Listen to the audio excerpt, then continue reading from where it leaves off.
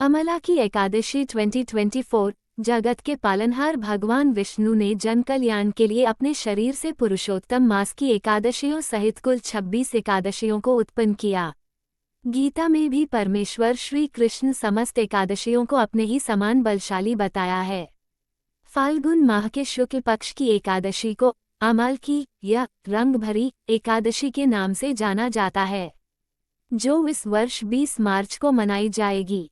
इस एकादशी का महत्व इसलिए और भी बढ़ जाता है क्योंकि इसी दिन ही भगवान शिव माता पार्वती से विवाह के उपरांत पहली बार अपनी प्रिय काशी नगरी आए थे और मान्यता के अनुसार वहां आकर शिव ने देवी पार्वती के साथ होली खेली थी।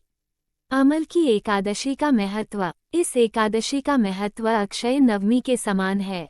पुराणों के अनुसार भगवान विष्णु ने कहा है कि जो प्राणी स्वर्ग और मोक्ष प्राप्ति की कामना रखते हैं उनके लिए अमल की एकादशी का व्रत अत्यंत श्रेष्ठ है। आंवले के पूजन का महत्व।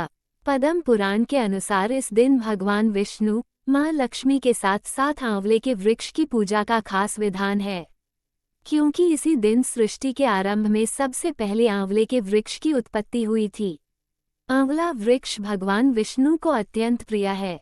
इसके स्मरण मात्र से गोदान का फल मिलता है, स्पर्श करने से दोगुना और फल भक्षण करने से तिगुना फल प्राप्त होता है।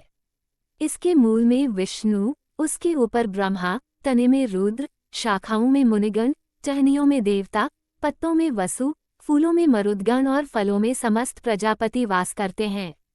अतः ये सब पापों को हरने वाला परम पूज्य वृक्ष है। इस दिन आंवले के पेड़ के नीचे बैठकर नारायण की पूजा करने से 1000 गौ दान के समान पुण्य की प्राप्ति होती है। पौराणिक कथा। पौराणिक कथा है कि प्राचीन समय में वैदिक नामक नगर में चैत्ररथ नामक चंद्रवंशी राजा राज्य करते थे। इस नगर में सभी लोग विष्णु जी के भक्त थे और एकादशी का व्रत किया करते थे। एक बार फाल्गुन शुक्ल एकादशी के दिन सभी भक्तजन व्रत कर भगवान विष्णु की पूजा अर्चना और रात्रि जागरण कर रहे थे, तभी वहां एक शिकारी आया।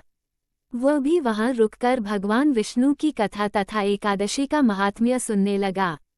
इस प्रकार उस शिकारी ने अपनी पूरी रात जागरण करते हुए व्यतीत की। अगले दिन वह घर गया और भोजन करके सो गया। कुछ दिनों बाद ही उनका निधन हो गया। शिकारी के पापों के कारण उसे नरक भोगना पड़ता, लेकिन उसने अनजाने में अमल की एकादशी व्रत कथा सुनी थी और जागरण भी किया था, इसलिए उसने राजा विदुरथ के घर जन्म लिया और उसका नाम वसुर्त रखा गया। एक दिन वसुर्त जंगल में